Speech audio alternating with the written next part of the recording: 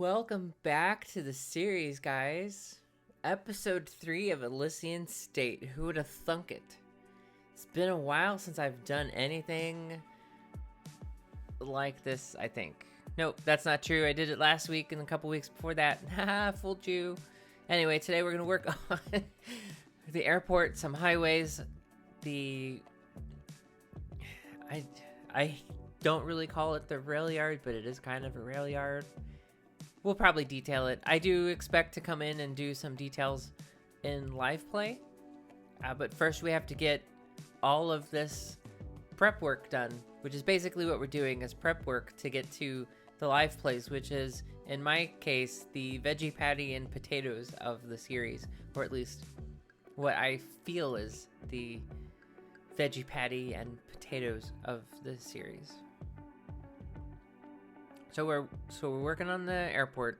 This is me making a measurement of runways, and I actually do shorten it. This was 180. I think I actually shorten it to 150. When I first made an airport with this DLC, it was humongous. And my mistake was I used the unit to mile conversion, which I think is roughly 215 units equals a mile or 2 miles. We'd have to, it's out there, Google it. But it's way too big. It dwarfed the whole area. It just looked like we built a little tiny town for the world's biggest airport. Meanwhile, the tiny town was massive itself if you don't have the airport. And that's where scale comes in. That's why I'm very picky about scale. And this is why I felt stuck. Like, I have to get a seaport in, and I have to get this airport in, so I have some sense of scale. The seaport, in comparison to the airport, which this I don't think is the final size. I think I actually squish it even closer. Because looking at it here, looking at where downtown is, or the central financial district is supposed to be, and the airport, like, I believe I have squished it, and then in order to determine me squishing it, I had to build some sort of terminal that I might use going forward. I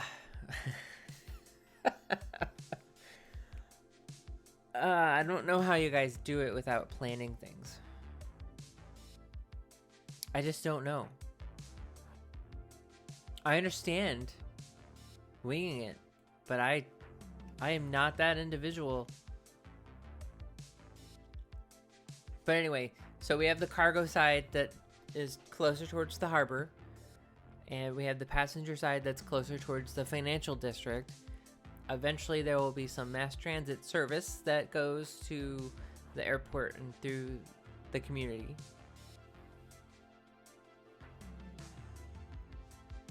But for now, it's just a highway. Next episode, we're looking at some building of Piedmont. We might slip in a live play. I know I do have a live play to fix some traffic problems. That might be in episode 5. All of this stuff is prep work to, again, get to the more veggie patty and potatoes of what I hope to have in the series. So this position of the airport and the position of the soon-to-be highway that we're about to build after we place these guys are inspired by John Wayne Airport in Orange County, California. I've been to that airport a couple of times for BlizzCon, and obviously Disney's there too, but I've never gone to Disney. There's too many people. And I say that having gone to BlizzCon. Don't at me. Anyway, when you come in on approach, future me, if future me is listening, will pop up on the screen a Google image of John Wayne Airport. And when you come on approach, you fly over lanes, exit ramps and on ramps, and ramps to the terminal as you come in from the northeast. Which is great. It was probably one of my most favorite landings. Of course, every landing that you could walk away from should be your favorite. But it was one of my favorite landings because they had warned us, and I was next to a new flyer, someone who was flying in for a job interview who had never flown before, and their first trip was from, ironically, Jamaica, New York, St. Louis to Orange County. Like, wow. Until that landing, they have had the smoothest landings, because if you've ever landed at any of those airports, they are very straightforward, typical landings, generally not with a short runway like John Wayne. I think it's technically in Santa Ana, but that airport has short runways for the jets that service the airport. So when they land, they at least warned us that time. I don't think I've been warned since, but they do warn you that it is what they had termed a high performance landing. The brakes, the engines, everything is on. Now I'm geeking out about airplanes because I like to fly. If I could afford it, I would buy a plane and my license. So now we're going to start the single point urban interchange, which has become very prevalent in my region, especially out where there's a lot of commuters in commuter towns. Thank goodness, because the traffic when I was growing up was nuts then. Imagine it would be nuts now with more people living there. But this placement is specifically inspired by John Wayne Airport in Santa Ana, especially the runway that is to the south, which is behind our camera right now. So this, I expect us to probably have to troubleshoot, maybe even change. The goal is to have some of these challenges so that way we can go in and diagnose them and kind of solve them together. But this is the exit to the harbor. And part of that harbor is the airport freight. The airport freight, those trucks, if they are going to the rail, which the rail is in the harbor as opposed to between them, and if it comes to it, we would swap out what was the rail yard for the actual train stop, the actual freight platforms. But only if it comes to it. So the cargo from the airport is one way into this exit, which you see the little spur going underneath the highway. They join that exit, and then everybody who's going to the harbor has to turn right, and they're unimpeded. Well, okay. They do have to yield. They have to yield for now. If we really, really have to, we can make that highway or that road be a little bit more asymmetrical and add a drive-through right turn lane where they don't really have to stop, but it would reduce it to one lane as opposed to having the two. This shot, you see the toll booth in the back, which is effectively the entrance into the harbor, and then the road that crosses the rail is the exit to the harbor. And when you exit, you have to make a left. When you enter, obviously the traffic is blocking them from making that left quickly. But I mean, how many times a day are we actually having traffic exit the harbor? Although that's not, so there's other exits. So this isn't the only exit. I'm not that silly. I'm not that silly. So there is at least another exit, but I expect that exit to be seldom used. It's over by the water treatment and whatnot. I expect that exit to be used to kind of service Piedmont a little easier than getting on this highway. This highway, when it's done, just kind of extends and wraps around and kind of terminates, not necessarily at the beach, but there are two exits left of the highway after this particular exit. And there are two other ways to get on the highway after this exit in towards Piedmont.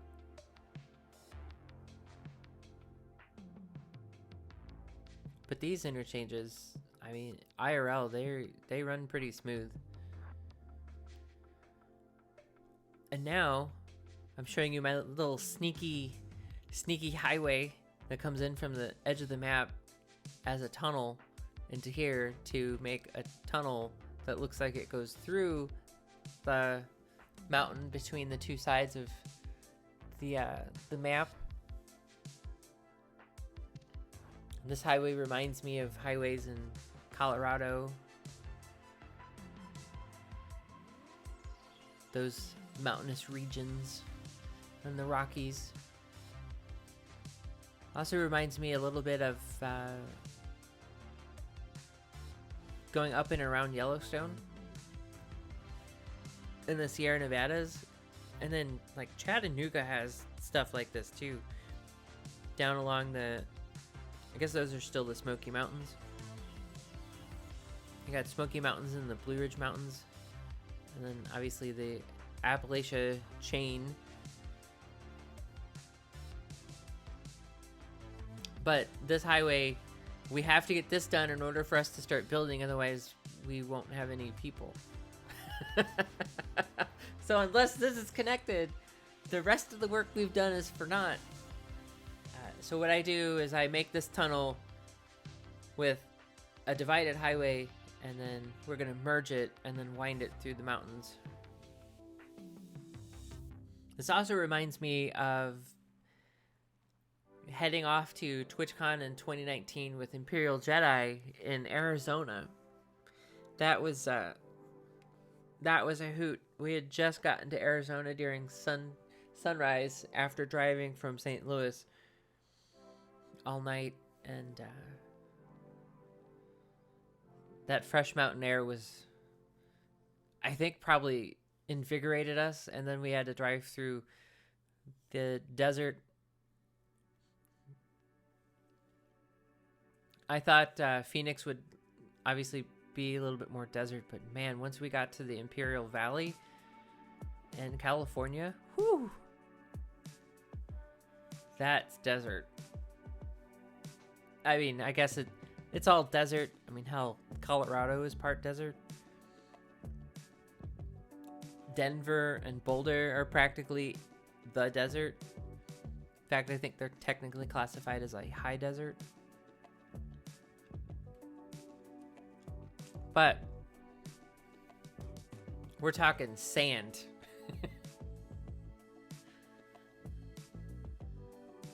Anyway, so this node controller tool, where has it been all my life?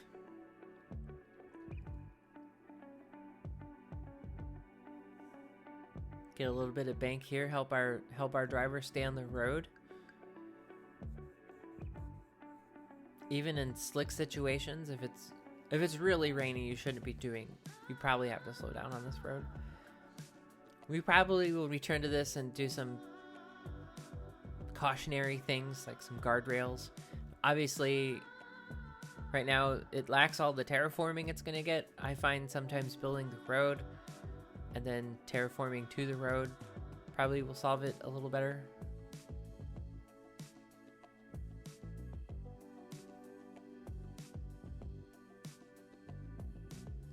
And this should be the other side.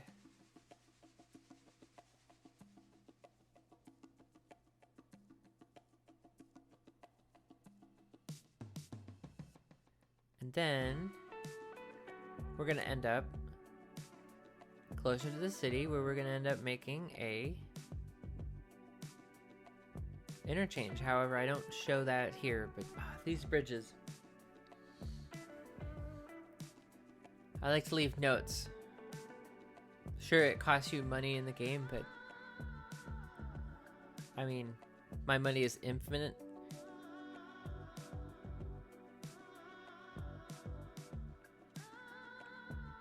Once this is connected, we could finally actually build, and I promise next episode, we're building parts of the city. Most likely focus on Piedmont the next 2 episodes. Probably do the financial district setup in the episode after that. And in the saved game, I am currently out in Sunset, which is the southwest coast of this metro area.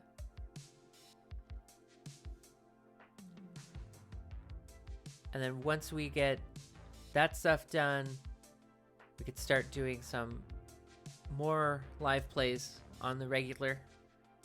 Get in and do pockets. But man, a 20-minute episode of all live play is going to be chopped up quite a bit. Because I do have a trick, which I will do a quick tip on placing buildings really fast if you are a detailer or you just like to plop stuff down.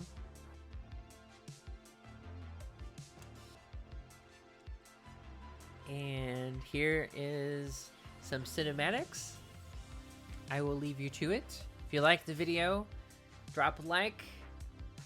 If you're new here, hit that subscribe button and support content, myself and others with their Patreons.